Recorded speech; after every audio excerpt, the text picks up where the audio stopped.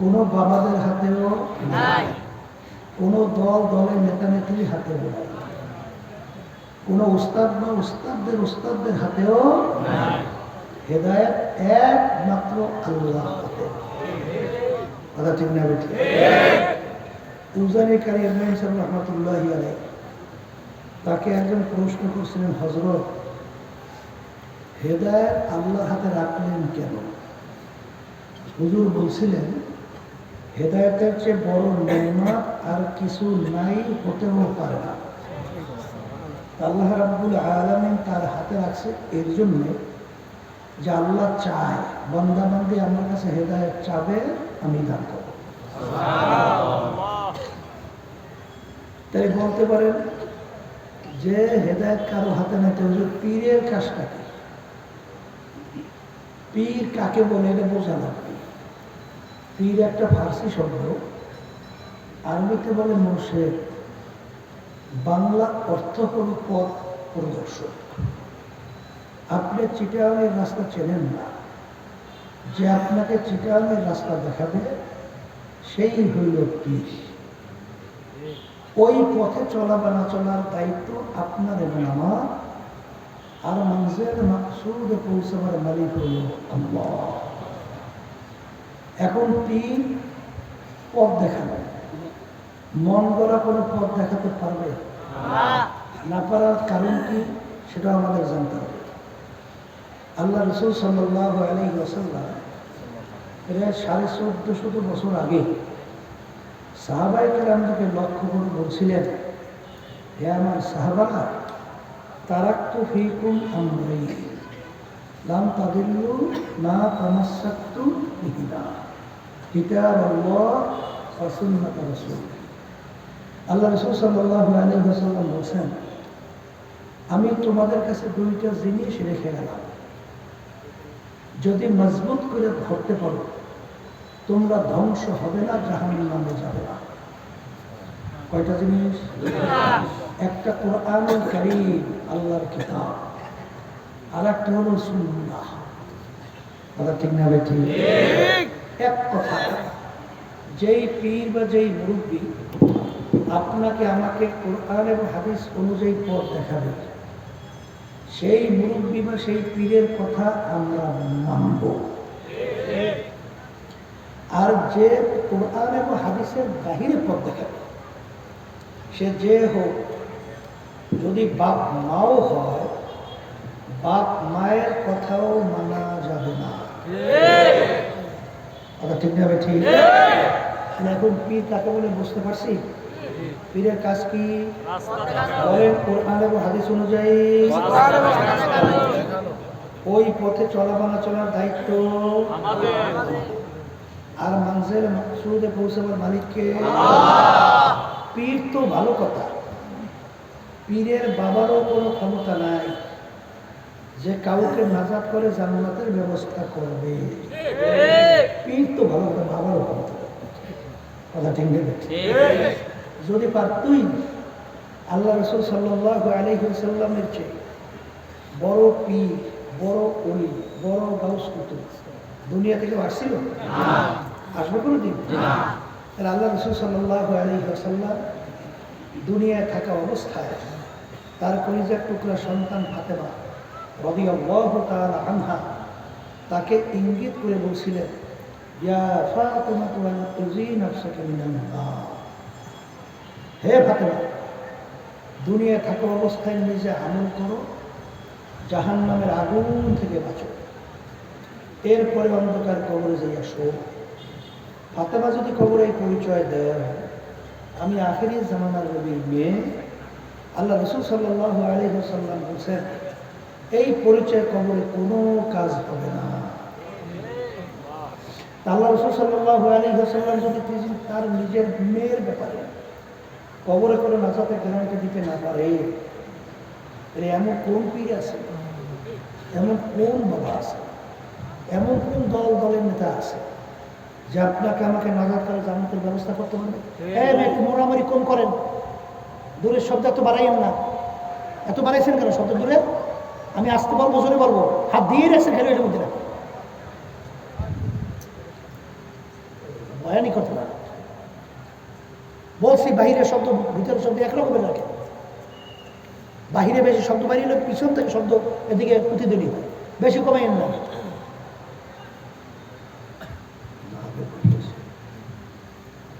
আস্তে কথা বললে এই পাশে শব্দ বাইরে যাবে, দূরে শব্দ কথা আস্তে বললে তো পাশে শব্দ বেরোবে, বেরোবে না, নাহলে তো মাথা দেবে। তাই যেই কথা বলতে চাইছিলাম, বলেন পীর বা মুরব্বীর কাজ কি? বলেন কোরআন এবং হাদিস অনুযায়ী পথ দেখানো। বলেন ওই পথে চলাচলের দায়িত্ব কাদের? উদ্দেশ্যে পৌঁছাবার মালিক কে?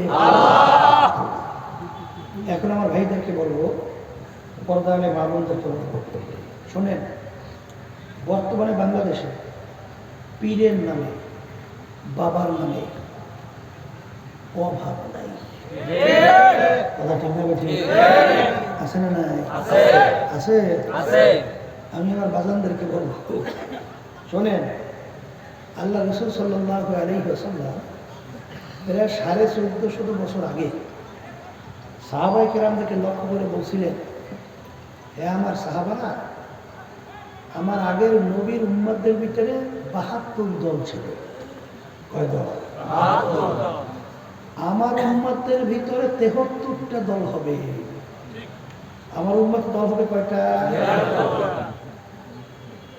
এখানে কিন্তু আল্লাহ রাসূল সাল্লাল্লাহু আলাইহি ওয়াসাল্লাম বলেন আমার উম্মতের ভিতরে 73 দল। একে তো সহিহ হাদিস মিশকাত শরীফের ভিতরে আসছে, তিরমিজি শরীফের মধ্যেও আসছে।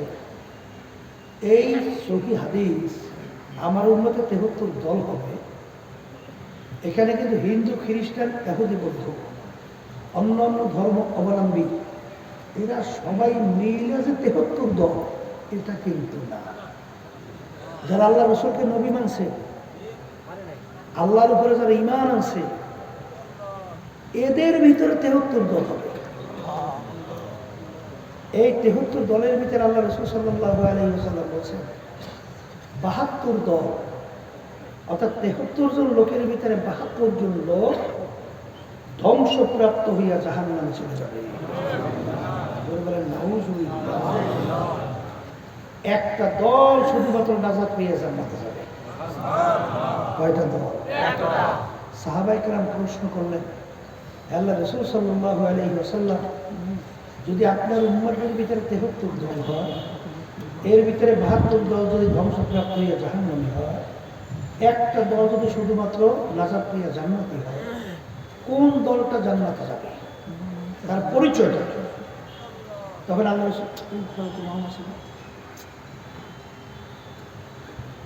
রাসূল সাল্লাল্লাহু আলাইহি ওয়াসাল্লাম বলেন, মা আনা আলাইহি ওয়া আসহাবি। আল্লাহ রাসূল সাল্লাল্লাহু আলাইহি ওয়াসাল্লাম বলেন, আমি এবং আমার সাহাবারা। বলেন আমি এবং আমার সাহাবারা যেই পথ, যেই পথ, যেই মত, যেই মত, যেই নীতি আদর্শ, যেই নীতি আদর্শ, যেই সূরা, যেই সূরা, যেই সিরা, যেই সিরা, যেই আকীদার মধ্যে আছে, যেই আকীদার মধ্যে আছে, কিয়ামত পর্যন্ত যারাই এই নিয়মে থাকবে তারাই নাজাত পেয়ে জান্নাতে। সুবহানাল্লাহ। মাপকাঠি পাইছেন? পাইছি। জান্নাতে কারা যাইবে মাপকাঠি পাইছেন? পাইছি। এখন আপনার আমার দায়িত্ব হলো যে আমাদের আমল মানে কাজ সাহাবায়ে কেরামদের কাজের সঙ্গে মিলানো লাগবে। আমল মানে কি? কাজ। যে আমাদের আমলগুলো সাহাবায়ে কেরামের আমলের সঙ্গে কাজের সঙ্গে মেলে কিনা, যদি মেলে জান্নাতে, না মেলে জাহান্নামে। আমি বাজানদেরকে বলি, আল-ইয়াওমা আকমালতু লাকুম দীনাকুম ওয়া আতমামতু আলাইকুম নি'মাতি ওয়া রাদিতু লাকুমুল ইসলাম দীনা। দিন পরিপূর্ণ, দিনের ভিতরে বাড়তি কমতি আর কোনো দিক নাই, আসবে না। কথা বলেন, নবীকে শেষ নবী না আমার আসবে? আসতে বলেন হ্যাঁ, বর্তমানে কিন্তু এক শ্রেণী এই বলা শুরু করছে, মহিলাদের বলে পোশাক আদির ব্যাপারে কোনো বলে রেস্ট্রিকশন নাই। একটু নাউজুবিল্লাহ, মোবাইলের লাইটটা জ্বালাই গেছেন কেন? চোখে লাগে না? তাহলে বোঝা গেল যে মহিলাদের পোশাকাদের ব্যাপারে কোনো রেস্ট্রিকশন নাই, এইটা যদি কেউ যাই না সই না বই যা বলে বিশ্বাস করে, ঈমান থাকবে না। তাহলে আল্লাহ রাব্বুল আলামিন কোরআন কারীমে কি বলছে? লিবাসুত তাকওয়া যালিকা খায়র, পরহেজগারি লেবাস তোমাদের জন্য উত্তম। কোন পোশাক উত্তম? এখন পরহেজগারি লেবাস কোনটা? এক শ্রেণী বর্তমানে এসে নাম দিয়েছে ইসলাম, কায়েশা বলে ইসলাম, কথা কয় না? আল্লাহ রাসূল সাল্লাল্লাহু আলাইহি ওয়াসাল্লাম দুনিয়াতে আসছে, আল্লাহ পাঠাইছে। আল্লাহ রাসূল বলেন বুইস্তু মুআল্লিমান, আল্লাহ রাব্বুল আলামিন আমাকে উস্তাদ হিসেবে পাঠিয়েছে। কি হিসেবে? তাহলে উস্তাদ হলে তার ছাত্র লাগে না? বলে ছাত্র সাহাবায়ে কেরাম। সাহাবায়ে কেরামের সংখ্যা প্রায় 1.5 থেকে 1.5 লক্ষের কাছাকাছি, 1.5 থেকে 1.5 লক্ষের কাছাকাছি সাহাবায়ে কেরাম। তাহলে আল্লাহ রাসূল সাল্লাল্লাহু আলাইহি ওয়াসাল্লাম সাহাবায়ে কেরামদেরকে সরাসরি কোন পোশাক পরিধান করাইছেন, তাদেরকে কিভাবে নামাজ পড়াইছেন, তাদেরকে কি কি আমল করাইছেন, সরাসরি সাহাবায়ে কেরামদেরকে আল্লাহ রাসূল সাল্লাল্লাহু আলাইহি ওয়াসাল্লাম তালিম দিয়া, ট্রেনিং দিয়া তৈরি করছেন। এই যে বর্তমানে একদল বাইরেছে ইমাম মানে না, আছে না? হ্যাঁ আছে। ওরে সর্বনাশ। আবার হেরা বলে বলে আর হেরা বলে আহলে হাদিস। আমি বাজানদার করে কেউ কষ্ট পাইবেন না, রাগ করবেন না, বোঝার চেষ্টা করেন। এই আপনি আহলে হাদিস দাবি করেন, তাইলে কোরআন বাদ হয়ে যায় না? তাহলে আমরা আর একদল বাইরে বেন আহলে কোরআন, কি কথা কেনা কি বাইরে বাইরে? আচ্ছা আপনি আহলে হাদিস, বেশ। এদের কাজ কিন্তু মূলত দুইটা, আমরা যেটা পাইছি আর কি, জোরে আমিন বলা আর বুকের ভাগ বলা, দেখছেন না? এখন আমার বাজানদেরকে বলি, শোনে এ আল্লাহর বান্দারা, এ পর্দারে মারুরা, এই যে আমিন জোরে বলা এবং বুকের ভিতরে হাত বাঁধা, বুকের ভিতরে হাত বাঁধার হাদিসও কিন্তু সহিহ, এটা কি সহিহ। আবার কিন্তু নাভির নিচে হাত বাঁধার হাদিসও কিন্তু সহিহ, দুটোটাই কি সহিহ। তাহলে এখন এই দুই হাদিসের ভিতরে তাকবীর যেতে হইলে এখন ইমাম লাগবে না? আসতে বলে লাগবে কি লাগবে না? শোনেন, 4 জন ইমাম উল্লেখযোগ্য বড় ইমাম, ইমামুল আজম আবু হানিফা রাহমাতুল্লাহি আলাইহি, আরেকজনকে ইমাম শাফি রাহমাতুল্লাহি আলাইহি, আরেকজনকে ইমাম মালিক রাহমাতুল্লাহি আলাইহি, আরেকজনকে ইমাম আহমদ বিন হাম্বল রাহমাতুল্লাহি আলাইহি। এই কথা ঠিক কিনা? আমার বাজানদেরকে বলি, এই 4 ইমামের ভিতরে একজন ইমাম শুধু তাবিঈ। তাবিঈ কাকে বলে? যে সাহাবায়ে কেরামদেরকে দেখছে। তাবিঈ কাকে বলে? বলেন সাহাবায়ে কেরামদেরকে যারা দেখছে তাদেরকে বলে কি? তাবিঈ। এই 4 ইমামের ভিতরে একজনই শুধু তাবিঈ, কথা ঠিক কিনা? আচ্ছা, এখন আমার বাজানদেরকে বলি, শোনেন, লক্ষ লক্ষ হাদিস না আসতে পারে, লক্ষ লক্ষ হাদিস না? লক্ষ লক্ষ হাদিস আপনি দেখেন, ইমামুল আজম আবু হানিফা রাহমাতুল্লাহি আলাইহি, তার কত হাদিস জানা ছিল, কত হাদিস মুখস্থ ছিল? 6 থেকে প্রায় 7 লক্ষের মতো হাদিস। কথা খেয়াল করি। আচ্ছা, এখন কত হলো যে বুকের উপর হাত বাঁধার হাদিসও সহিহ, নাভির নিচে হাত বাঁধার হাদিসও সহিহ, কথা ঠিক কিনা? আচ্ছা, এখন বাজানদেরকে বলবো, আপনি নামাজের ভিতরে দাঁড় হয়েছেন, এখন নামাজের ভিতরে একবার হাত সহিহ হাদিস বুকে রাখা, আবার নাভির নিচে হাত বাঁধার হাদিসও কি সহিহ। এখন নামাজের ভিতরে আপনি কি আমল করবেন? কেমন কিভাবে আমলটা করবেন? হাত একবার উপরে উঠে একবার নিচে নামিবে পারবেন? যেরকম করা যায়? তাহলে দুটো হাদিসের আমল কেমনি করবেন? এখন ইমাম লাগবে না? তাবি যারা সাহাবায়ে কেরাম থেকে দেখছেন কি লাগবে না? শোনেন, মহিলাদের সতর হলো বুক, মহিলাদের সতর কোথায়? আর পুরুষদের সতর হলো নাভির নিচ। কথা ঠিক নেবে? ঠিক।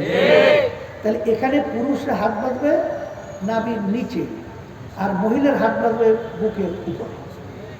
তাহলে দুটো হাদিসের আমল হয়ে গেছে না? মহিলাদের জন্য এক হাদিস, আবার পুরুষরাও এক হাদিস। আর হাত বাঁধা তো ফরজ ও ওয়াজিব কিছু না। কথা কথা আপনি হাত না বাঁধলে নামাজ নষ্ট হবে? নষ্ট হবে? আচ্ছা, আমি জোরে বলা আস্তে বলা এটা কি ফরজ ওয়াজিব সুন্নাহ? এটা যদি জোরে না বলেন আপনি নামাজ নষ্ট হবে? জোরে বলে নষ্ট হবে না। কোন জায়গায় তেরো ফরজের ভিতরে পাইছেন যে আমি জোরে বা আমি নাচতে? কোথায় আছে? আর যদি না থাকে এইটা নিয়ে যদি আমরা বাড়াবাড়ি করি তাহলে সমাজের ভিতরে বিশৃঙ্খলা হয়। কি হয়? হাদিসের ভিতরে আছে আল ফিতনাতু আশাদ্দু মিনাল কাতল। যদি এই সমাজের ভিতরে বিতর্কিত হয়, সমাজের ভিতরে বিশৃঙ্খলা হয়, এইটা কিন্তু কতবার চেয়ে মারাত্মক। এই জন্য আমাদের জানতে হবে যে আসলে কিভাবে আমল করব। আর শোনেন, আমরা যারা আহলে হাদিস বলবো, আমরা তো আহলে হাদিস, আমরা হাদিসের আমল করি না? আমরা কোরআনে হাদিস আমল করি না? কোরআনে কথা বলে নাকি? আমরা তো আহলে কোরআন, আহলে কোরআন হাদিস, নাহলে আমরা চলবো কিভাবে? কথা ঠিক না? এটা কোনো ভিন্ন একটা নাম হইতে পারে? নামটা তো কোনো দরকার নেই।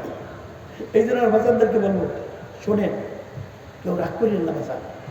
বুখারী শরীফ হাদিসের মধ্যে আসছে, 3 শ্রেণীর মানুষদেরকে দিকে আল্লাহ রাব্বুল আলামিন, সহিহ হাদিস বুখারী শরীফ, আল্লাহর রহমতের নজরে তাকাবে না। কয় শ্রেণী? 3 শ্রেণী। বলেন 3 শ্রেণী। এর ভিতরে এক শ্রেণী হলো যারা টাকনু গিরার নিচে পুরুষ কাপড় পরবে। টাকনু গিরার নিচে যেই পুরুষ কাপড় পরবে তাদের দিকে আল্লাহ রাব্বুল আলামিনের রহমতের নজরে কিয়ামতের ময়দানে তাকাবে না। কিন্তু আমি বলি নেই, আল্লাহ রাসূল সাল্লাল্লাহু আলাইহি ওয়াসাল্লাম বলছেন। এখন আমার বাচ্চাদেরকে বলবো, শুনেন, কোনটা ফরজ, কোনটা ওয়াজিব, কোনটা সুন্নাহ, কোনটা সুন্নাতে মুস্তাহাব্বা, কোনটা হারাম, কোনটা মাকরুহ তাহরিমা, কোনটা মাকরুহ তানজিম, এটা আমাদের জানতে হবে। ফরজকে ফরজের জায়গায় রাখতে হবে, ওয়াজিবকে ওয়াজিবের জায়গায় রাখতে হবে, সুন্নাতকে সুন্নাতের জায়গায় রাখতে হবে। কেউ যদি সুন্নাতকে আমরা ফরজের জায়গায় রাখি, আবার ফরজকে যদি সুন্নাতের চেয়ে গুরুত্ব কম দেই, তাহলে এটা কি দিনের ভিতরে গুলু না?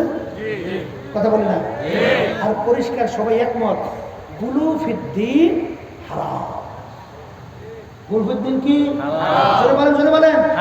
মানে দিনের ভিতরে বাড়াবাড়ি করা, যেটা যে স্থানে সেখানে না রাখিয়া আরেক জায়গায় রাখিয়া সেটাকে বাড়াবাড়ি করা, এইটার নাম বলা হয় গুলু ফিদ্দিন। এটা কিন্তু হারাম। কথা ঠিক কিনা? আমার বাজানদেরকে বলবো, শোনেন, কেউ রাগ করবেন না। আপনার কবরে আপনি যাবেন, আমার কবরে আমি যাব। আপনার কবরের প্রশ্নোত্তর আপনি দেবেন, আমার কবরের প্রশ্নোত্তর আমি দেব। আল্লাহ আল্লাহ রসুল সাহাবায়ে কেরামদের রাস্তা ছাড়া, আমল ছাড়া জান্নাতে যাওয়া যায়? যাওয়া যাবে? যাবে? তাহলে আল্লাহ রসুল সাল্লাল্লাহু আলাইহি ওয়াসাল্লাম কি পোশাক পরছেন? এক সিনেমার বাজানরা আছে, এরা কিন্তু ফুল প্যান্ট পরে টাকলি বিরিয়ার নিচে পরে। কি আছে না নাই? এইটাকে কোনো আয়ের দোষ মনে করে না। এটা কি হারাম না হালাল না সুন্নাত না ওয়াজিব? এটা কিন্তু হারাম।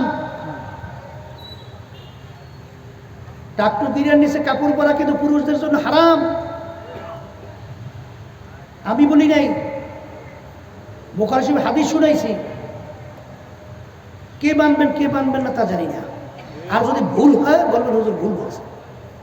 কথা ঠিক কিনা? এবার হাদিসের ভিতরে আসছে বিজাতিদের সঙ্গে সাদৃশ্য। বর্তমানে এক সিনেমার বাজানরা, কেউ রাগ করবেন না, বোঝার চেষ্টা করেন। শোনে, আপনার ইসলামের যে পোশাক, তাকওয়া পরহেজগারী পোশাক, এইটা আপনার কাছে ভালো লাগে না। আপনার কাছে ভালো লাগছে ইহুদি খ্রিস্টান বিজাতিদের হাফ শার্ট, ফুল শার্ট, ফ্ল্যাং শার্ট, এটা ভালো লাগলো কেন বলেন? আপনার তো মুসলমান হিসেবে আপনার কাছে ভালো লাগা উচিত ছিল আল্লাহর হাবিব সাল্লাল্লাহু আলাইহি ওয়াসাল্লাম এবং সাহাবায়ে কেরাম যে পোশাক পরছেন ওই পোশাকটা আপনার কাছে ভালো লাগার কথা ছিল। এখন বলতে পারেন হুজুর এরা সামাজিকতা, আধুনিকতা হুজুর বললে হয় কি? তাইলে আল্লাহ রাব্বুল আলামিনের এই আয়াতের অর্থ কি করবেন? লিবাসুত তাকওয়া যালিকা খায়র, পরহেজগারি লিবাস তোমাদের জন্য উত্তম। শুনেন, পরহেজগারি লিবাস যদি না থাকে ওই আল্লাহর বান্দা বান্দি হারাম থেকে বাঁচতে পারে না। তাহলে হুজুরটা কেমন? এখনই প্রমাণ দেবে, বুঝবেন। এই এক মুষ্টি পরিমাণ দাড়ি লম্বা করে রাখা কি সুন্নাত? সুন্নাত বলে আমালান ওয়াজিব, কথা ঠিক না? ঠিক। আচ্ছা, রাখছেন এক মুষ্টি পরিমাণ দাড়ি, আলহামদুলিল্লাহ। ১৬ লক্ষ সাহাবায়ে কেরামদের ইতিহাস, এক মুষ্টির উপরে দাড়ি ছাড়ছে বা কামাইছে একজন সাহাবার ইতিহাস আমরা পাই নাই, শুনিও নাই, জানিও নাই। যদি আল্লাহর রাস্তায় কেউ পাইয়ে থাকে আমাদেরকে জানাবেন, আমরা পাই নাই। তাহলে আল্লাহ রাসূল বলেন তুলুল লিহিয়া, তোমরা দাড়িকে লম্বা করো, কাসরুল শাওয়ারিব, মুখকে খাটো করো, কথা ঠিক না? আচ্ছা, আপনি এক মুষ্টি করে দাড়ি লম্বা করছেন, চুল রাখবেন কিভাবে? কেমন কি পরিমাণ কিভাবে রাখবেন? বলেন ৩ প্রকারের এক প্রকার। এই কান্দা পর্যন্ত লম্বা, কানের লতি পর্যন্ত লম্বা, সাওবুহু, সব দিক দিয়ে সমান করে দেওয়া। এই ৩ প্রকারের এক প্রকার সুন্দর, কথা ঠিক কিনা? রাখছেন আপনি ৩ প্রকারের এক প্রকার চুল। এরপরে টুপি মাথায় রাখা কি কথা বলুন? টুপিটা কেমন হবে? বলে বিজাতিদের সাদৃশ, মানে যেটাকে ক্যাপ বলে ওরা, ক্যাপ।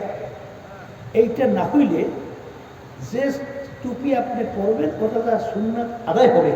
তবে হাদিসের মধ্যে আছে বাতহা, অর্থাৎ লাইগে থাকা। মাথা কি গোল, মাথা কি গোল। আমরা ৫ তালি কেন দেই? হাকিমুল উম্মাহ আশরাফ আলী থানভী রাহমাতুল্লাহি আলাইহি তিনি দেখলেন মাথা গোল, বল কি গোল। বল গোল করতে হলে কি লাগে? তালি লাগে। তালি তো লাগে না? তালি না দিলে বল গোল হয় না। তাইলে এখন মাথাও গোল। হাদিসের ভিতরে আছে বাতহা, মাথার সঙ্গে লাইগে থাকা। এখন তালি দিয়ে গোল করতে হইলে এখন দেব তো ঠিক তালি, তাহলে ৫টাই দিই। তাহলে ইসলামের বেনা কয়টা? ৫টা। তাহলে ইসলামের মূল ভিত্তি ৫টা, এটাও মনে থাকলো। আর টুপি ও সুন্দর মতো সুন্দর এর উপরে পুরোপুরি আমল হইল। এছাড়াও অন্য টুপি বিজাতিদের না হইলে সেটা মাথায় দিলে সুন্নাত আদায় হবে, কথা ঠিক না? ঠিক। রাখছেন টুপি, পাগড়ি বান্ধা কি হ্যাঁ সুন্নাত, আলহামদুলিল্লাহ। দেশেন পাগড়ি বান্ধিয়া মাথায়, লম্বা জামা গায়ে দাও কি সুন্নাত। হাদিসের ভিতরে আছে নিসফু সাত, হাঁটু গিরা মাঝ বরাবর লম্বা। রাখছেন আপনি লম্বা জামা। এখন পুরো আপনার ৩.৫ হাত বডিটা কি সুন্নাতের দ্বারা সাজানো হয়েছে না? আচ্ছা, সাজানোর পরে এই পাগড়ি বাইন্দা, দাড়ি রেখা, লম্বা জামা গায়ে দিয়া আপনি সিনেমা হলের ভিতরে ঢুকে সিনেমা দেখতে পারবেন কে? পারবো না। আসতে পারবেন পাগড়ি টিগড়ি বাইন্দা, লম্বা জামা পরিয়া, দাড়ি সুন্নতি রেখা সিনেমা হলে যাওয়া যায় না? যদি কেউ এই সুরাতে সিনেমা হলে যায়, তাই সিনেমা দেখার একদম নাই? আছে আছে। ওরা বলবে এই বেটা, তুই যে হুজুর মানুষ, তুই সিনেমা এসো, কথা বলে না। তুই সিনেমা দেখতে মনে করছেন আমাদের মন চায় না? আসতে পারে। ও তোমার মন চায়, আমার বুঝে মন চায়? এই মেয়েদের সঙ্গে আড্ডা মারতে তোমার মন চায়, আমার মন চায় না? পাগলামি মনে করছেন নাকি? চিত্ত বিনোদন, এটা আপনার মন চায়, আমার মন চায় না? মন চাইলেও এই সুন্নাতের বরকতে আল্লাহ রাব্বুল আলামিন হারাম থেকে ফিরে রাখে। এই সুন্নতি পোশাক যদি আমি ৩.৫ হাত বডিতে সাজানো, ইচ্ছে করলেই রাস্তায় যে কোনো একটা মেয়ের সঙ্গে ডোলাডোলি আসি ধাক্কাধাক্কি করতে পারে না? আসলে ভালো করে বুঝছেন পারে না। যদি এই কেউ করে রাস্তার মধ্যে, তখন এই যদি হুজুর মানুষ এই কাজটা করে কি মেয়েদের সঙ্গে আড্ডা মারতে মন চায় না? বিভিন্ন জায়গায় পার্ক দেখবেন, যাইয়া পার্ক ও এখন কুত্তায়ও পারে না, হ্যাঁ ও ছাড়াইছে। বলে কথা ঠিক না বেটি? কেউ রাগ করবে না, বোঝার চেষ্টা করে। আবার বাজানদেরকে বলি, তবে মন চাইলেও সুন্নতের বরকতে আল্লাহ হারাম থেকে বাঁচিয়ে রাখে। এই যার মাথায় টুপি থাকবে, লম্বা জামা গায়ে থাকবে, সুন্নতি পোশাক থাকবে, সে কোনোদিন ঘুষ খেতে পারে না। তখন তার ভিতর থেকে বাধা আসবে, এই তুই কাজটা করো কি? কারণ হাদিসের ভিতরে সাল্লাল্লাহু আলাইহি ওয়াসাল্লাম বলছেন, রাশি ওয়াল মুরতাশি কিলাহুমা ফিন্নার। ঘুষ দেওয়ান না, ঘুষ নেওয়ান না, দুটোটা জাহান্নামে। আমি বলি নাই, আল্লাহ রাসূল সাল্লাল্লাহু আলাইহি ওয়াসাল্লাম বলছেন, আমি শুনাইতেছি। এই বর্তমানে দেখেন না ঘুষের কায়দাটা কি, এই হারামের কায়দাটা কি? কিছুদিন আগে এই শেখ হাসিনা পালাইল না,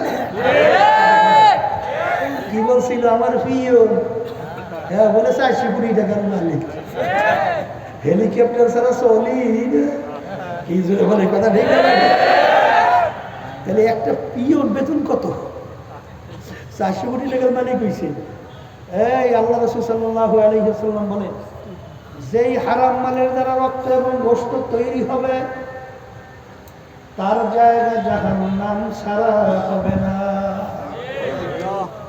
এ মুসলমান, কষ্ট হইতে আছে, কঠিন মনে হইতেছে না? কঠিন না? কিন্তু আসলে এই নিয়ম অনুযায়ী যে চলতে পারেন, দেখবেন আরামের কোনো শেষ না। ওই ঘুষখোর আর সুদখোর সাদাবাজ, ওই চোর চোর চোর চোর ভাব। কারণ ও নিজেই জানে আমি যে অন্যায়কারী, আমি হলাম দুর্নীতিবাজ। তা ওর ভিতরে সফলতা, ওর ভিতরে সত্যিটা আসে না। এই জন্য আমার বাজানদেরকে বলবো, এর থেকে বাঁচা তো বড় কষ্ট। কারণ বড় অফিসার, বেতন কয়েক টাকার, ওই যে সংসার চলা তো কষ্ট।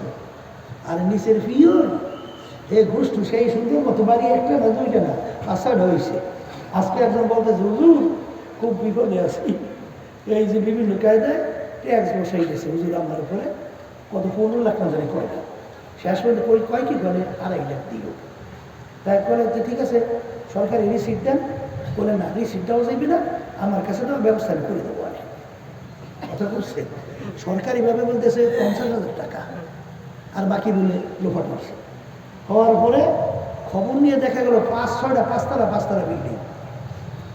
এখন এই যখন বড় অফিসার দেখে আমার পিওর, ওর 5-6 তলা বিল্ডিংয়ের অভাব নাই, গাড়ি খালি মডেল চেঞ্জ একটার পর একটা করতেই আছে। পুরে সর্বনাশ, মাইয়ের একটা ফোলার একটা হেয়ার একটা আর একটা মানে খালি চেঞ্জ করে। এইরকমভাবে বাজারে যাই বড় মাছ গাড়ির মধ্যে হাত দিয়া বড় মাছটা নিয়ে আসে। আর অফিসার হেতু চিন্তা করে যে আমার তো হিসেব করে চলা লাগবে, বড় মাছ তো সবসময় খাইতেও পারবো না, আরও তো কায়দা করলে সুন্দর সাংসদ খাতে চলে। এই দেখে আর সহ্য করা কঠিন না? আসতে কঠিন না? এই জন্য আমার বাজানদেরকে বলবো, তাইলে সুন্নাতের বরকতে আল্লাহ রাব্বুল আলামিন হারাম থেকে বাঁচান। বাস্তবতা আছে না? আর বাজানদেরকে সংক্ষেপে একটু বলি, শোনেন, আপনিও মানুষ, আমিও মানুষ। আল্লাহর ফজল করমে নিয়ম অনুযায়ী দাঁড়িয়ে রাখছি না, টুপি মাথায় লম্বা জামা গায়ে দিছি। আচ্ছা, আলহামদুলিল্লাহ। আমাকে যদি কেউ বলেন, হুজুর আপনাকে 1 কোটি টাকা দেব, আপনি দাঁড়িয়ে টাকা পান, নাউজুবিল্লাহ, পারবো? আসতে পারে। তাহলে হুজুর একটা কাজ করেন, লম্বা জামাটা খুলিয়া একটা শার্ট পরিয়া টুপিটারে বাদ দিয়া রাস্তায় একটু হাঁটেন, পারবো? হ্যাঁ, আচ্ছা। তাহলে দাঁড়িয়েও ফেলাইতে পারলাম না, টুপিও ফেলাইতে পারলাম না, লম্বা জামাও ফেলাইতে পারলাম না, তাহলে বুঝতে গেলে এর মধ্যে একটা মজা আছে। আসতে পারে, আছে না নাই? আবার দাড়ি না রাখার মধ্যেও কিন্তু একটা মজা আছে, টুপি না রাখার মধ্যেও কিন্তু একটা মজা আছে, লম্বা জামা গায়ে না দেওয়ার মধ্যেও কিন্তু একটা মজা আছে। জোরে বলেন, আছে না? এ কবরের যাত্রীরা এক মজায় খুশি হয়, আল্লাহ এবং আল্লাহ রাসূল। আর এক মজায় খুশি হয় ইবলিস, শয়তান এবং তার দলীয় সাগরেতেরা। কথা ঠিক হবে।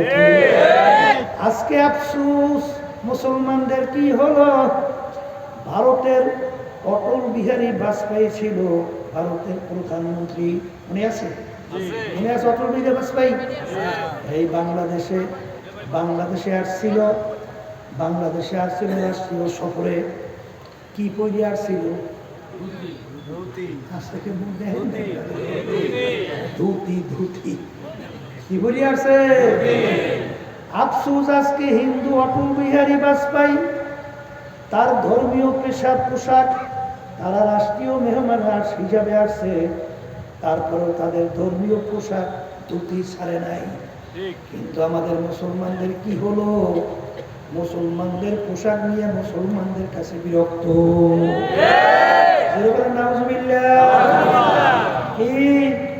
কথা ঠিক না ঠিক?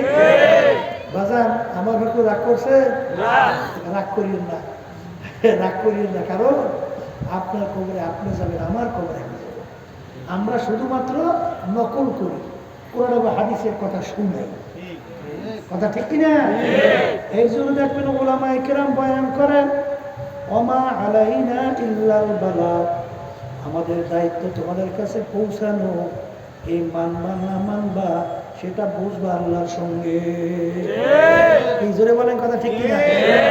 কারণ আল্লাহ রাসূল সাল্লাল্লাহু আলাইহি ওয়াসাল্লাম তার চাচাদের কাছে, কাফেরদের কাছে যখন দ্বীনের দাওয়াত দিল, এক আল্লাহর উপর ঈমান আনো, তোমাদের শিরকি ছাড়ো, ভূত পূজা মূর্তি পূজা ছাড়ো, অন্যায় ছাড়ো, জুলুম ছাড়ো, খুন ছাড়ো, আহারে জ্যান্ত মেয়েটাকে মাটি চাপা দিয়া মারা ছাড়ো।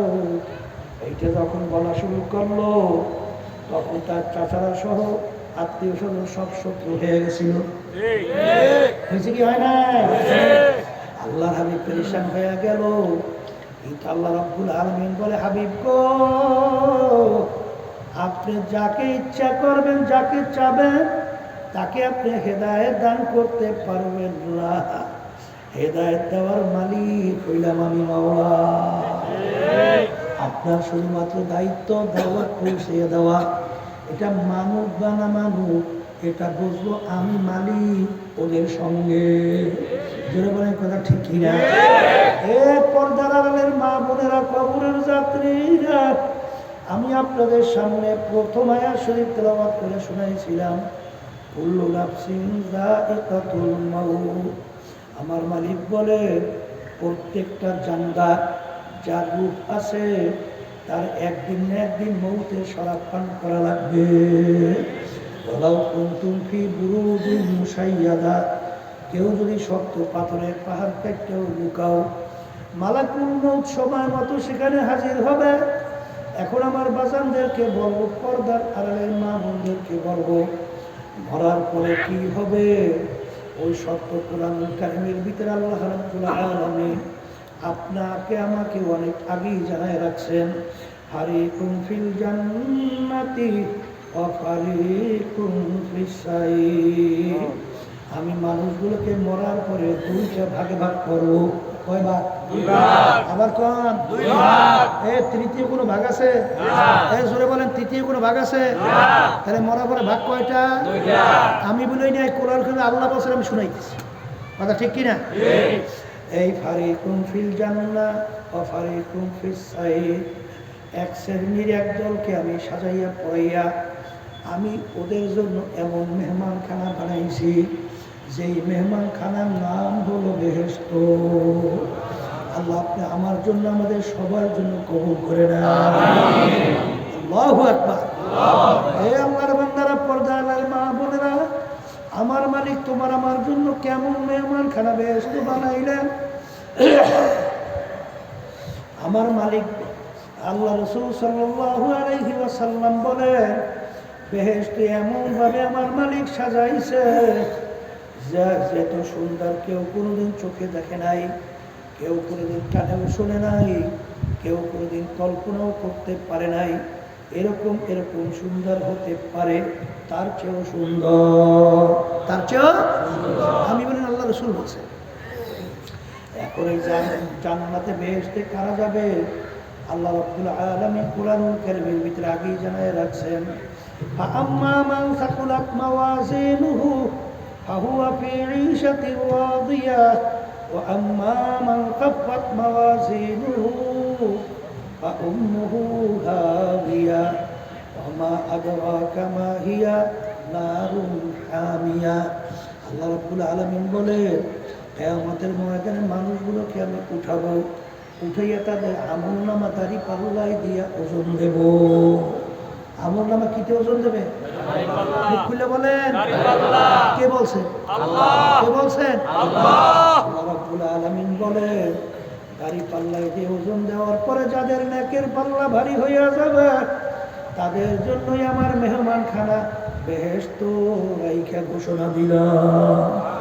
সবাই বলেন আল্লাহুম্মা আমিন। আল্লাহ আপনি আমার জন্য, আমাদের সবার জন্য কবুল করেন। আর কিয়ামতের ময়দানে আমার মালিক আমলনামা দাড়ি পাল্লায় দিয়া ওজন দেবে। যাদের নেকের পাল্লা হালকা হবে, গুনার পাল্লা ভারী হবে, তাদের জন্য আমার মালিক শাস্তির জায়গা বানায় রাখছেন, যেই শাস্তির জায়গার নাম হলো জাহান্নাম। আল্লাহ আমাকে আমাদের সবাইকে মাফ করে দেন। আল্লাহ সেই জাহান্নাম কেমন শাস্তির জায়গা। আল্লাহ রাসূল সাল্লাল্লাহু আলাইহি ওয়াসাল্লাম বলেন, এত ভয়ানক, এত ভয়াবহ শাস্তির জায়গা কেউ কোনোদিন চোখে দেখে নাই, কানেও শোনে নাই, কল্পনা আসে নাই, তার চেয়েও কঠিন, তার চেয়েও কঠিন। এই জন্য আমার বাজানদেরকে বলবো, বেহেশতে যাওয়ার জন্যই তো আমরা এখানে সবাই আসছি। কথা কয় না? কি বেহেশতে যাওয়ার আশায় আসছি না? আর জাহান্নাম থেকে বাঁচার জন্য আসছি না? তাহলে বেহেশতে যাওয়ার জন্য কি লাগবে বলেন? নেকামল ভারী লাগবে। বলেন, মুখ খুলে বলেন, কি লাগবে? কি লাগবে? নেকামল ভারী লাগবে। এখন মুসলমান বলতেই কিন্তু মন চায় নেকামল ভারী করবে, গুনাহ থেকে গুনাহ হালকা হবে, এরকম মন চায় কি চায় না? চাওয়ার পরেও কিন্তু বাজান আমরা অনেকেই কিন্তু পারি না। নেক আমলের চেয়ে গুনাহ বেশি হইয়া যায়। এই কথাটা দেখা আছে না নাই? এই গুনাহ বেশি হওয়ার কারণ কি? আল্লাহ রাব্বুল আলামিন কুরআনুল কারীমের ভিতরে বলছেন, আল্লাযী ইউওয়াসউইসু ফী সুদুরিন নাস মিনাল জিন্নাতি ওয়ান নাস। কি এই সূরা পড়েন তো না? পড়েন কি পড়েন? এখানে আল্লাহ রাব্বুল আলামিন দুই ধরনের শত্রু বলছে। কয় ধরনের? হ্যাঁ বলেন, কয় ধরনের? বলেন, এক ধরনের শত্রু জিন শয়তান, খুলে বলেন। আর এক ধরনের শত্রু হলো মানুষ শয়তান। কথা ঠিক? কোরআনুল কারীম অন্য আয়াত আল্লাহ বলছেন আর একটা শত্রু আছে ভয়াবহ, যে শত্রুর নাম হলো নফসে আম্মারা। আর একটা কি? এই এখন শয়তান সম্পর্কে আল্লাহ রাব্বুল আলামিন বলেন, ইন্না শাইতানা লাকুম আদুউন ফাত্তাখিযুহু আদুওয়া। শয়তান তোমাদের জাহির বাহির প্রকাশ্যে শত্রু। শয়তান আমাদের কি? আবার বলেন। কারণ আল্লাহর কাছে কসম কেটে আসছে না শয়তান, যেই বনি আদমের উসিলায় তুমি আমাকে চিরতরে জাহান্নামের হুকুম দিছো, তোমার ইজ্জত ও জালালের কসম খাইয়ে আমি বলছি এই বনি আদমকে আমি জাহান্নামে না নিয়ে ছাড়বো না। এই জন্য কোরআনুল কারীমের ভিতরে আসছে শয়তান দুনিয়ার চাকচিক্যময়, এইটা আমাদের কাছে এমনভাবে উপস্থাপন করে চাকচিক্যময় করিয়া আল্লাহ বলতেছেন, ওই চাকচিক্যময় দুনিয়া উপস্থাপনের কারণে তোমাদের দিল মন ওদিকে ঝুঁকিয়ে যায়। যদি বলে কথা ঠিক না? এই জন্যই শয়তান শত্রু থেকে আমাদের বাঁচা লাগবে না? আসতে লাগবে। এখন এই জিন শয়তান থেকে বাঁচার জন্য এই অস্ত্র হাতিয়ার যন্ত্র কি অনেকে তো মনে করেন এই বিভিন্ন কায়দায় কায়দায় চিনতে, কিন্তু আল্লাহ রাসূল সাল্লাল্লাহু আলাইহি ওয়াসাল্লাম বলেন, এই জিন শয়তানের হাতিয়ার থেকে অস্ত্র মানে শয়তান থেকে বাঁচার জন্য অস্ত্র হাতিয়ার যন্ত্র হলো আল্লাহর জিকির। সবাই জোরে বলেন তার জিকির। আমি বলছি না, আল্লাহ রাসূল বলছেন, আর শয়তানু জাসিন আলা কলবি বানি আদম ফাইদা যাকারাল্লাহ খানাসা ওয়া ইযা গাফালা ওয়াসওয়াসা।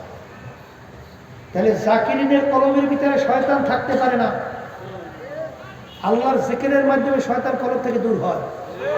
কোরআনুল কারীম আল্লাহর জিকির, নামাজও আল্লাহর জিকির, আমরা যে জবানে জিকির করি এটাও আল্লাহর জিকির। কথা ঠিক না ঠিক? এই জিকিরের মাধ্যমে কলব থেকে শয়তান কি হয়? আবার কান আল্লাহর জিকির করা লাগে, দরকার লাগবে নাহলে জিন শয়তান থেকে বাঁচা যায় না। এখন মানুষ শয়তান থেকে বাঁচবেন কেমনে? কোরআন কারীম তেলাওয়াত করলে মানুষ শয়তান আপনার স্ত্রী হইতে পারে, আপনার বন্ধু হইতে পারে, আপনার দলের নেতা নেত্রীরাও হতে পারে। তাহলে হুজুর টাকানো এক কথায় যে আপনাকে গুনার ব্যাপারে উদ্বুদ্ধ করে, গুনার ব্যাপারে সে যে হোক সে হলো মানুষ শয়তান। এক শ্রেণীর আছে না, এই ঘরের ভিতরে আল্লাহর বান্দি দেয়, এই আছে না নাই? বলে টেলিভিশন যদি ঘরে না আনো তোমার ঘরে ভাতই খাবো না। আমাদের কাছে এসে বলো তো একজন বলতেছে, কথা ঠিক হবে ঠিক? এরকম আছে না নাই? তাহলে টেলিভিশনের ভিতরে বর্তমানে কি দেখে? সব গুণের কাছে ভরা না, কি বলে না? এই গুণের ভিতরে উদ্বুদ্ধ। এরপরে আরো যে কত কাহিনী আছে এরকম শেষ নেই।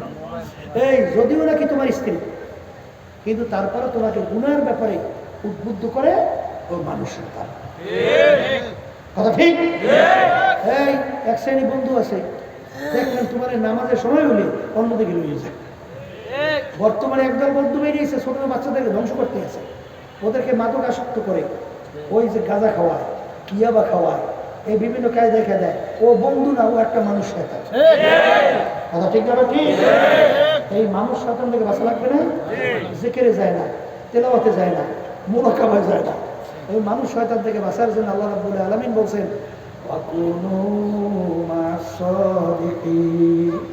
তোমরা সাদিকিন বান্দাদের সঙ্গী হইয়া যাও। যদি সাদিকিন বান্দাদের সঙ্গী হতে পারো তোমরা মানুষ শয়তানের ধোঁকার থেকে বাঁচতে পারবা। সবাই জোরে বলেন সুবহানাল্লাহ। এই আল্লাহর বান্দারা শোনেন, এই জন্য কোনো এক কবি বলছিলেন সোহবাতে সালেহ তোরা সালেহ কুনাদ, সোহবাতে সালেহ তোরা সালেহ কুনাদ, এক জামানা সোহবাতে বা আউলিয়া বেহতারা সাদ সালে তাআ বেরিয়াদ লকুল ইদার হাম্মাম রোজে রসিদাল দাস্তে মাহবুবে বাদস্তা। একটা মাটির চাকার থেকে গোলাপ ফুলের ঘেরান আসে, জিজ্ঞাস করে মাটির চাকা তুমি পরিচয় দাও, তুমি গোলাপ ফুল না অন্য কোনো আম্বার, না তুমি কোন সুগন্ধি পরিচয় দাও। মাটির চাকা পরিচয় দেয় আমি কোনো গোলাপ ফুল, কোনো মেশ আম্বার, অন্য কোনো ঘেরান নয়। আমি একটা মাটির চাকা, তোমার থেকে এত সুন্দর কেন ঘেরান আসে? মাটির চাকা বলে আমার সঙ্গে একটা গোলাপ ফুল ফুইটা আমার সঙ্গে লাইগা ছিল, ওই ফুলের ঘেরান আমার ভিতরে ঢুকতে ঢুকতে এখন আমি সাধারণ মাটির চাকা নাই, আমি একটা গোলাপ ফুলে পরিণত হয়ে গেছি। এই গোলাপ ফুলের সঙ্গে সম্পর্ক রাখার কারণে এখন কি হয়েছে? হাসতে কর কি জোরে বলার কথা ঠিক না ঠিক? আপনি জাকিরিনের সঙ্গে চলাফেরা করবেন, দেখবেন অল্প দিনের ব্যবধান আল্লাহর ফজল করবে আপনি একজন জাকিরিন হইতে পারবেন।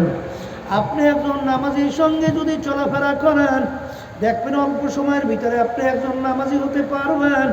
আপনি একজন সত্যবাদীর সঙ্গে যদি চলাফেরা করেন আপনি অল্প সময়ের ব্যবধানে একজন সত্যবাদী হইতে পারবেন। জোরে বলেন কথা ঠিক না ঠিক?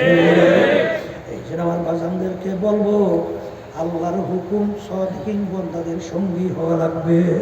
কার সঙ্গে হওয়া লাগবে? আবার জোরে বলেন জোরে বলেন। এই জন্য দেখবেন কিতাবের ভিতরে আসছে যার মুরব্বি নাই ওর মুরব্বি হয় শয়তান। ওর মুরব্বি হয় কেডা? শয়তান। ওর মুরব্বি তো খালি থাকবে না, ওর মুরব্বি শয়তান হয়ে যায়। এই জন্য যে কোনো মুরব্বি মাইন্ডে চলতে হয়। কথা কয় না? বলেন কথা ঠিক না ঠিক? যুদ্ধের ময়দানে কি জেনারেল থাকে না? না থাকে না? বিভিন্ন পদে পদে পদে পদে নেতৃত্ব দেওয়ার কমন দেওয়ার নেতা থাকে না? এই যদি না থাকে সৈনিকরা যুদ্ধ করতে পারে? আরে তাইলে তুমি দিনের পথে চলতে হইলে, শয়তান থেকে বাঁচতে হইলে, মানুষ শয়তানের ধোকা থেকে বাঁচতে হইলে একজন মুরব্বীর কমান লাগে না? বলেন লাগে কি লাগে না? এরপরে আর একটা শত্রুর নাম হইল নফসে আম্মারা। আর একটা শত্রুর নাম কি? মুখে বলেন, মুখে বলেন কি? নফসে আম্মারা শয়তান। বাজার নফস কিন্তু 3 প্রকার, সংক্ষেপে বলে যাইতেছে। নফস কয় প্রকার? বলেন, 1 নম্বর নফস হলো নফসে আম্মারা, 2 নম্বর নফস নফসে লাওয়ামা, 3 নম্বর নফসে মুতমাইন্না। নফসে আম্মারা একই সব কোরআন কারীর ভিতরে আছে, এগুলো কিন্তু আমি সংক্ষেপে বলতেছি। নফসে আম্মারা কাকে বলে? সব সময় গুনাহ করতে ভালো লাগে, নেকের কাজ ভালো লাগে না। এই নফসটা কোন নফস? বলেন বলেন, খুলে বলেন। আপনি নিজেই বুঝবেন যে আপনার নফসটা কোন নফস। এই এক সিনেমার বাজারটা আছে না, যে গুনার কাজ সবসময় ভালো লাগে, নেকের কাজ ভালো লাগে না? আপনাদের সমাজ মনে হয় নাই? আছে দিয়েছে? আরে আছে আছে। তাহলে বুঝতে হবে আপনার নফসটা কোন নফস? নফসে আম্মারা। এরপরে জিকির আজকারের মাধ্যমে, মুজাহাদার মাধ্যমে এই নফস পরিবর্তন হইয়া একসময় আল্লাহর ফজল করমে নফস নফসে লাওয়ামায় পরিণত হইয়া যায়। কোন নফস হয়? লাওয়ামা কাকে বলে? গুনাহ করার সময় চুপ থাকে, গুনাহ হওয়ার পরে ভিতরে আফসোস তৈরি হয় যে এই গুনাহটা কেন করলাম, কেন করলাম, কেন করলাম, এরকম একটা হয় না? এই নফসটার নাম কি? লাওয়ামা। আবার মুজাহাদার মাধ্যমে, জিকির আজকারের মাধ্যমে এই নফস পরিবর্তন হইয়া এক পর্যায়ে নফসটা আল্লাহর ফজল করবে নফসে মুতমাইন্নায় পরিণত হয়ে যায়। কোন নফস? বলেন। বেহেশতে যাওয়ার জন্য আমরা আসছি না? কি বেহেশতে যাইতে চাই না? শোনেন, বেহেশতে যাওয়ার জন্য কোন নফস লাগবে? আল্লাহ কোরআনুল কারীমের ভিতরে বলতেছেন, ইয়া আইয়াতুহান নাফসুল মুতমাইন্নাহ ইরজিই ইলা রাব্বিকি রাদিয়াতাম মারদিয়া আদখুলি ফি ইবাদি ওয়াদখুলি জান্নাতি। আল্লাহ রাব্বুল আলামিন কিয়ামতের ময়দান ডাক দেবেন, হে নফসে মুতমাইন্নার দলেরা, আসো আসো। নফসে মুতমাইন্না কাকে বলে? বাজান গুনাহ ছাড়তে পারে, নেকের কাজ করতে পারে, অর্থাৎ নেক করতে পারে, নেক ধরতে পারে, গুনাহ ছাড়তে পারে, গুনাহ ছাড়তে পারে, নেকের কাজ করতে পারে। এই নফসটার নাম কি? আবার সরকার। এখন আমার বাজানদেরকে বলবো, পর্দায় মা বোনরা যারা শুনতেছেন, আমরা শুধুমাত্র নাকেল কোরআন এবং হাদিসের কথা শোনাবো। বাজান, তুমি যদি বেহেশতে যাইতে চাও, আমার মালিক যখন ডাক দেবেন, ইয়া আইয়াতুহান নাফসুল মুতমাইন্না ইরজিই ইলা রাব্বিকি রাদিয়াতাম মারদিয়া ফাদখুলি ফি ইবাদি ওয়াদখুলি জান্নাতি।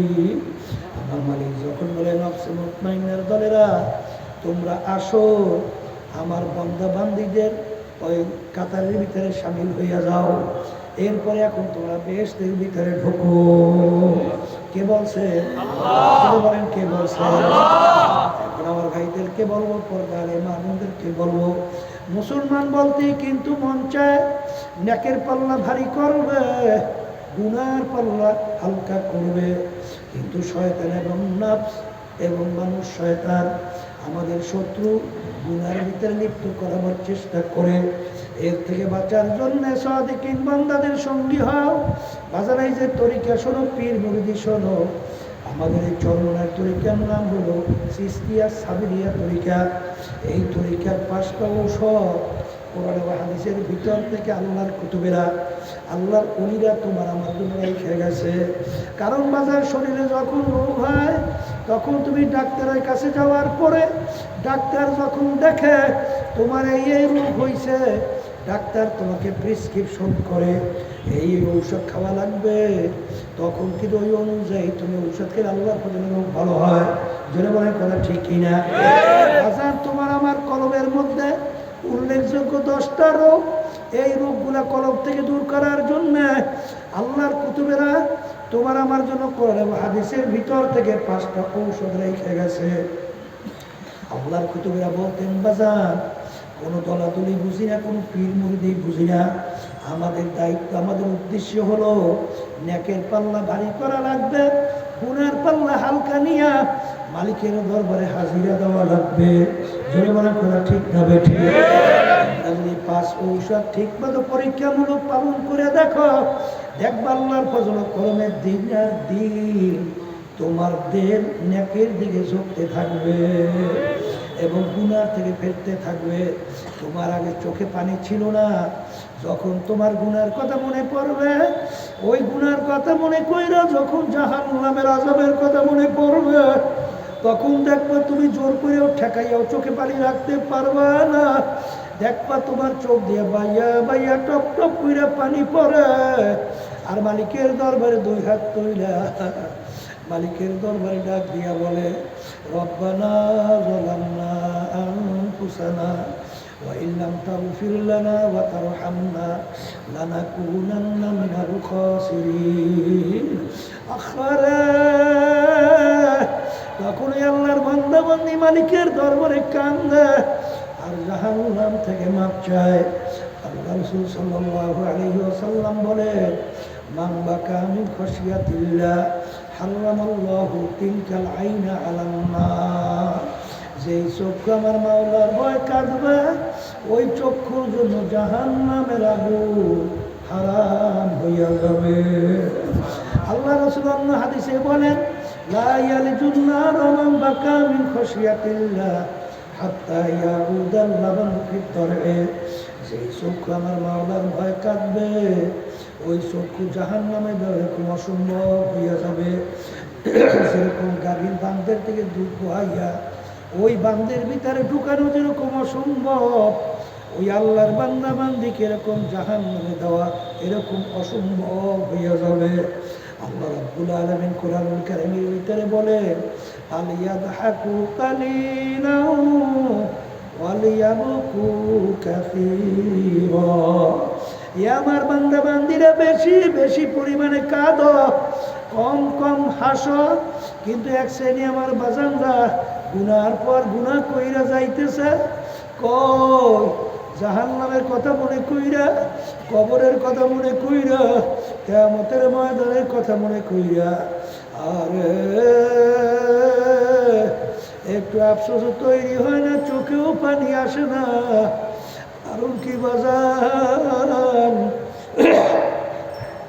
আমার আব্বাজান রহমাতুল্লাহি আলাইহি বলতেন, যেই মামলার তদবির নাই তার কিন্তু খালাস নাই।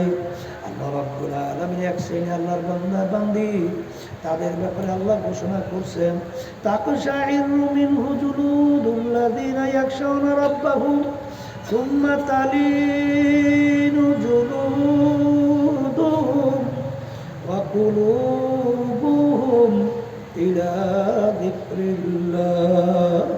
এক শ্রেণী এরকম আমার বান্দাবাদী দুনিয়ার ভিতরে আসে, তাদের যখন আমার আযাব গজবের খেয়াল আসে, যখন জাহান্নামের আযাবের কথা তাদের খেয়াল আসে, তখন তাদের শরীরের চামড়া থর থর করে কাঁপে ওঠে, তাদের কলবটা থর থর করে কাঁপে ওঠে।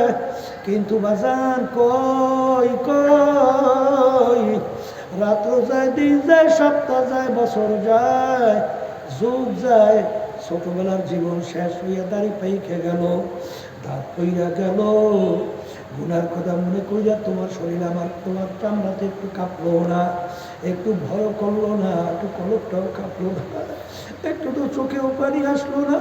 কিন্তু দুনিয়ার জিন্দেগি সম্পর্কে মাঝে মাঝে চিন্তা করো, মুরাকাবা করো। বাজার কোরআনুল কারীমের ভিতরে আল্লাহ রাব্বুল আলামিন বলেন, কিয়ামতের ময়দানে একজন আর একজনকে জিজ্ঞাসা করবে, ভাই কামলা বিছনা, আমরা দুনিয়ার ভিতরে কতদিন ছিলাম? একজনে উত্তর দিবে, লাবিসনা ইয়াওমান আও বা'দা ইয়াউম আও বা'দা ইয়াউম। একদিন অথবা একদিনের কিছু অংশ মনে হয় ছিলাম, একদিন অথবা একদিনের কিছু অংশ মনে হয় ছিলাম। আর একজন বলবেন, না না, ফাসআলিল আদি।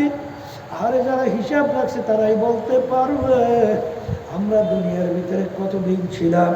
আমার তো মনে হয় আমি ঘরের এক দরজার থেকে ঢুইকা অন্য দরওয়াজা থেকে বের হয়ে আসলাম, ঢুকছি বের হয়েছি, এতটুক সময় মনে হয় দুনিয়ার ছিল।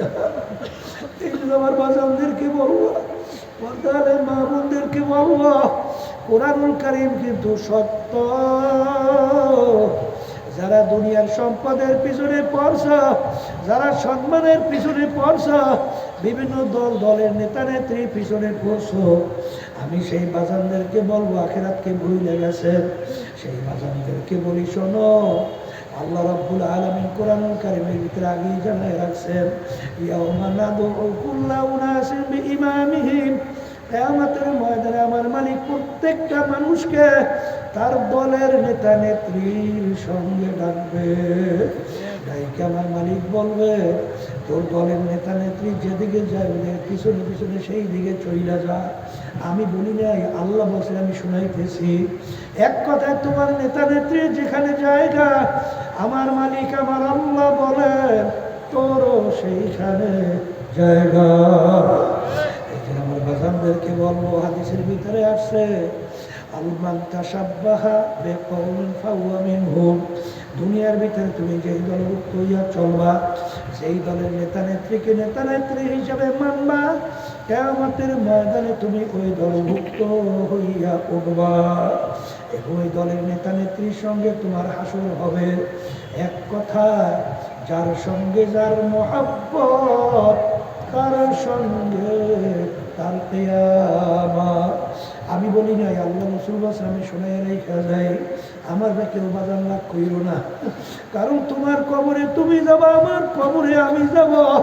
কবরে কিন্তু কোনো দলাদলি নাই, কোনো পীরের পরিচয় নাই। যদি কেউ কবরে পরিচয় দেয় আমি চরমনায়ের মুরিদ, এই পরিচয় কবরে কিন্তু কোনো কাজ হবে না। কেউ যদি পরিচয় দেয় আমি ফুরফুরা, আমি জোরপুরে, আমি আক্রোশী, আমি রাজারবাগ, আমি দেওয়ানবাগ, আমি আমি চন্দ্রপাড়া, আমি মাইজবান্ডা, আমি আওয়ামী লীগের লোক, আমি জামাত ইসলামের লোক, আমি অমুক দলের লোক, আমি বিএনপির লোক, আমি জাতীয় পার্টির লোক, আমি অমুক বংশের লোক, আমি ওরকম শিক্ষিত, আমি ওরকম ওরকম ওরকম ওরকম। এই আল্লাহর বান্দারা, পর্দার আড়ালের মা বোনেরা, এই পরিচয় কিন্তু কবরে চলবে না। কারণ কবরে সবার জন্য প্রশ্ন তিনটা। এক নম্বর মান রব্বুকা, দ্বিতীয় মা দিনুকা, তৃতীয় আমার নবীকা। এই তিন প্রশ্নের ভিতরে কোথায় কিন্তু নাই তুমি চরমনাই না সারসিনা না ফুরফুরা, তুমি জামাতের না, তুমি তাবলীগ না, তুমি আওয়ামী লীগ না, তুমি বিএনপি। এই পরিচয় কিন্তু কবরে নাই। এই জন্য আমার বাজানদেরকে বলবো, পর্দারে মা বোনদেরকে বলবো, বাজান আমার কোনো রাগ কইরা লাভ নাই, আমাকে গালি দিয়া কোনো লাভ নাই, ওলামায়ে কেরামদের উপরে রাগ কইরা লাভ নাই, গালি দিয়া লাভ নাই। তোমার কবরের পুঁজি তুমি গুছাইয়া রওনা করো। কারণ নেকির পাল্লা যদি ভারী না কইরা যদি মৌতের বিছানায় শুইয়া বস, আমার মালিক বলবেন জাহান্নাম না দেখাইয়া মৌত কইরো না।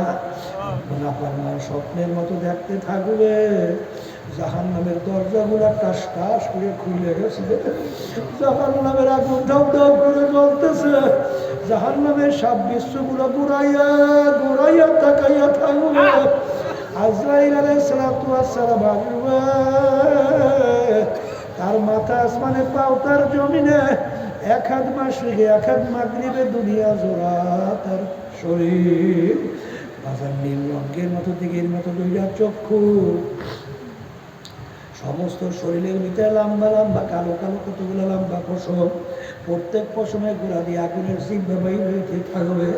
এই অবস্থা দেখে না পারে মানে রৌদ্র তো আর বের হতে চাবে না। আহারে 360টা মাকামের ভিতরে পালাপালি করবে।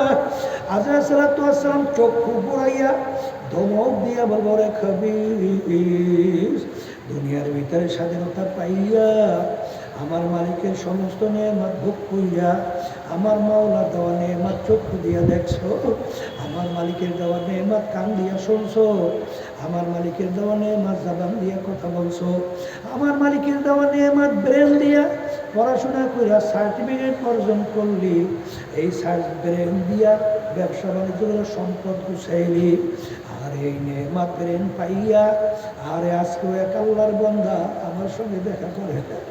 দুইটা চক্ষু আমার মালিক নিয়ে গেছে নাই। আমার মালিক ইচ্ছা করলে তোমাকে আমাকেও তো অন্ধ কইরা বানাইতে পারতো। এই নেমাত দান কইরা সব কিছু পালন কইরা আমার মালিকের হুকুম মানো নাই, তোকে হুকুম হয়ে গেছে ধৈর্য নেওয়ার জন্যে। এই কথা বইলা যখন রুটাকে খপ কইরা ধরবে, ধৈর্য যখন টান মারবে, কলিজার রগগুলা সেইরা সেইরা নিয়ে চইলা যাবে। আরে রাখতে কিছু আর পারবে না। আসাও পাতার ইদিন কাশাফাল গুবারো আফরাসুন তাহতার জলকা আমহারো। আজকে দুনিয়ার চক্ষুগুলো আমি পরিচয় দিই আমি পীর, কেউ পরিচয় দেয় আমি মুফতি, আমি মুহাদ্দিস, আমি এমপি, আমি মিনিস্টার, আমি চেয়ারম্যান, আমি মেম্বার, আমি বড় বংশের, আমি শিক্ষিত, আমি অমুক তমুক সমুক।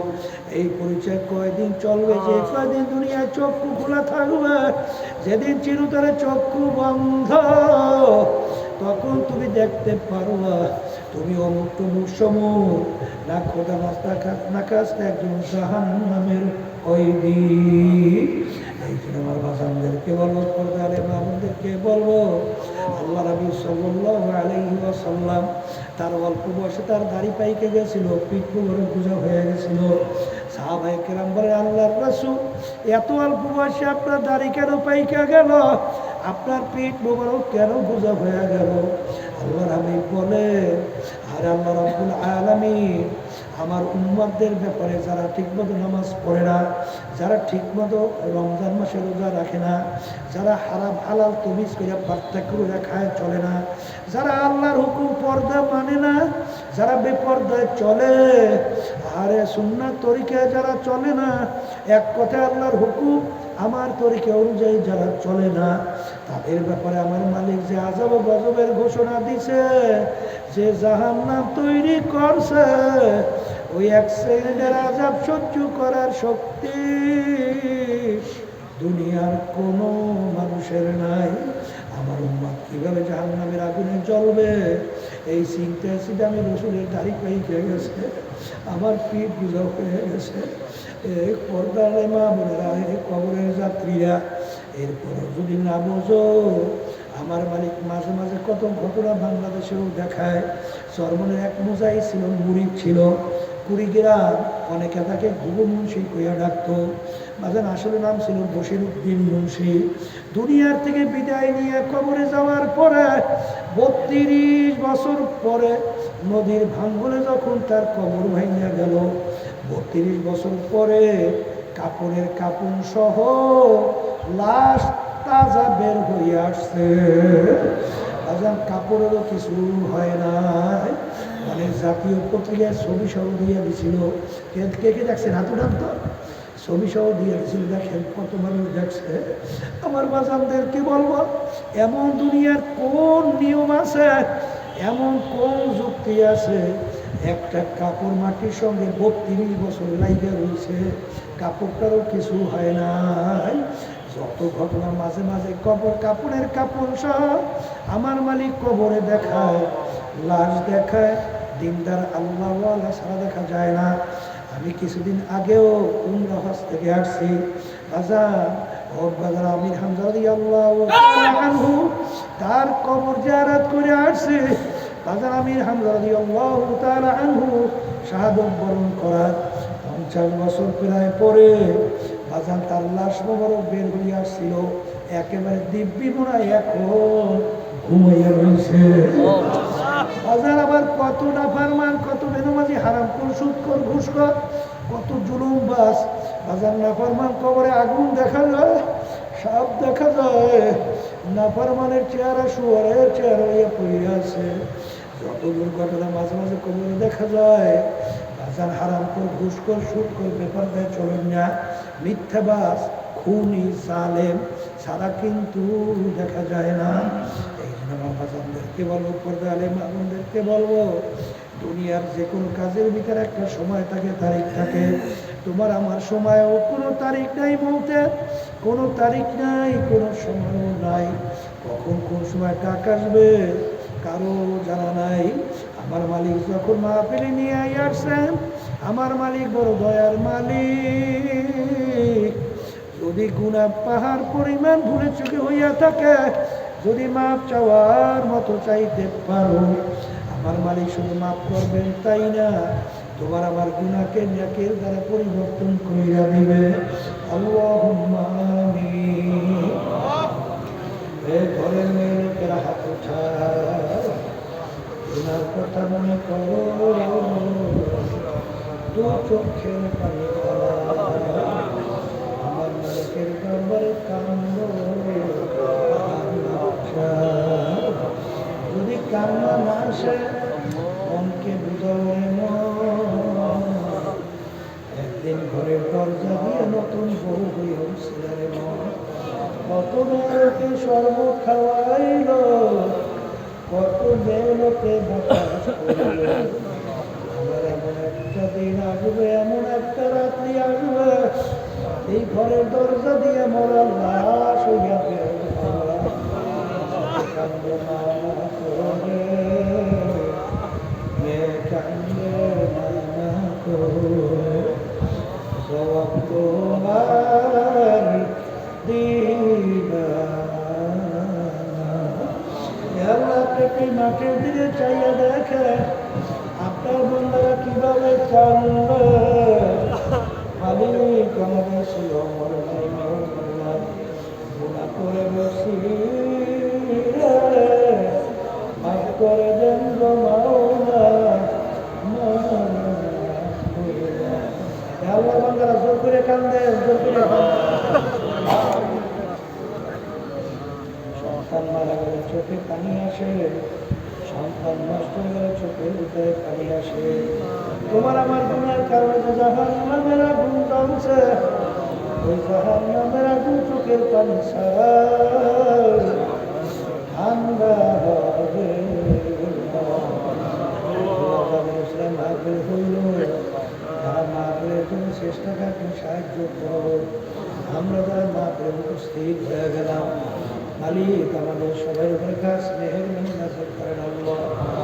আমাদের আম্মা আত্মীয় স্বজন যারা কবরে শুয়ে রয়েছে, সবার কবরকে বেহেশতের বাগান বানায় দেন। সুবহান রাব্বিকা রাব্বিল ইজ্জাতি আম্মা ইয়াসিফুন, ওয়া সালামুন আলাল মুরসালিন, আলহামদুলিল্লাহি রাব্বিল আলামিন। কেউ উঠেন না। ওয়ালাইকুম আসসালাম ওয়া রাহমাতুল্লাহ। একজন আরেকজনের গায়ের সঙ্গে হাত লাগে না, হাত লাগাই তওবা করে। কারণ আল্লাহ রাসূল সাল্লাল্লাহু আলাইহি ওয়াসাল্লাম দৈনিক প্রায় 100 বার তওবা করতেন। এই একজন আরেকজনের গায়ের সঙ্গে হাত লাগাই তওবা করে। আর এখানে অনেক আল্লাহর খাস বান্দারা আছে, যাদের সঙ্গে তওবা করলে আল্লাহ রাব্বুল আলামিন আপনাকে আমাকে আল্লাহ খাস বান্দা বানাইতে পারে কি পারে না? পর্দার আড়ালে মা বোনরা যারা আছেন, তারা নিয়ত করেন, মোমেনদের সাথে আমরা তওবা করতেছি, আল্লাহ আপনাদের নিয়তকে কবুল করবে। তবে একটা কথা, আমরা এখানে যারা আছি সবাই কিন্তু মন চায় গুনাহ থেকে বেরবেন, এক এক কাজ করবে, চোখে পানি কবর নরম করে কবরে যাবে, মন চায় না? বাড়ি রাস্তা ঘাটে বাজারে যাওয়ার পরে এই অবস্থা কিন্তু আর থাকতে চাইবে না। এই জন্য আল্লাহ রাব্বুল আলামিনের হুকুম, ওরা সদেকিন বান্দাদের সঙ্গী হয়। বাজান দলাদলি বুঝে টুঝি না, আমাদের দরকার হলো নেকের কাজ করতে পারা, গুনাহ থেকে ফিরতে পারা। কথা ঠিক কিনা? তাই এখানে গেলে যাদের সঙ্গে সম্পর্ক রাখলে আমাদের নেকের কাজের আগ্রহ বাড়ে, গুনার কাজের আগ্রহ কমে। এরকম জায়গায় যাওয়া লাগবে। কথা ঠিক কিনা? যাদের চরমের তরিকা ভালো লাগে তারাই তাওবার ভিতরে নিয়ত করেন, বর্তমান পীর সাহেবের চরমায় তার কাছে মুরিদ হয়ে গেলাম, আল্লাহ আপনাদের নিয়তকে কবুল করবে। আর যাদের চরমায় তরিকা ভালো লাগে না, যে কোনো এক সহি তরিকা যায়। আমাদের উদ্দেশ্য তো দলাদলি না, গুনার থেকে ফেরেন, একের কাজ না। কথা ঠিক কিনা? দেন নরম হয়ে চোখে পানি নিয়ে কলম গরম করে কবরে যাওয়া, যেটা ভালো লাগে সেখানে যাবে। সবাই বলেন আউযুবিল্লাহি মিনাশ শাইতানির রাজিম। বিসমিল্লাহির রাহমানির রাহিম। আশহাদু আল্লা ইলাহা ইল্লাল্লাহ ওয়াহদাহু লা শারীকা লাহু ওয়া আশহাদু আন্না মুহাম্মাদান আবদুহু ওয়া রাসূলুহু। তওবা के महीने सब बुरी बातों से आओ सब बुरी कामों से आए मेरे अल्लाह इस तरीका की इस तौबा कबूल करो। आओ बया क्या महीने को तरीका सिस्तिया साबरिया कादरिया नक्शबंदिया मुजाद्ददिया ऊपर हाथ फकीर सैयद मोहम्मद रसूल करीम के खलीफा मरहूम हजरत मौलाना सैयद मोहम्मद रसूल करीम साहिब के इस तरीका की नेमतों मेरे नसीब आओ जमात में रसूलुल्लाह सल्लल्लाहु अलैहि वसल्लम मेरे आमीन। শোনেন, বালা মুসিবতের জন্য দোয়া করে ওঠেন। অনেকে দোয়া শিখছে, সবাইকে নিয়ে এত বড় মজলিস, আবার পাবো, আবার দোয়া করবো, বহু দূরের কথা না। সবাইকে নিয়ে কয়েক মিনিট বসে ওঠেন না, ওঠে বিশৃঙ্খলা হয়। একটু কষ্ট করে বসে দোয়া করে ওঠে। দোয়ার আগে কয়েকটা কথা বললেন না, জোরে কথা। বাচ্চারা কাছে গেলেই হয় না, ভালোবাসা করা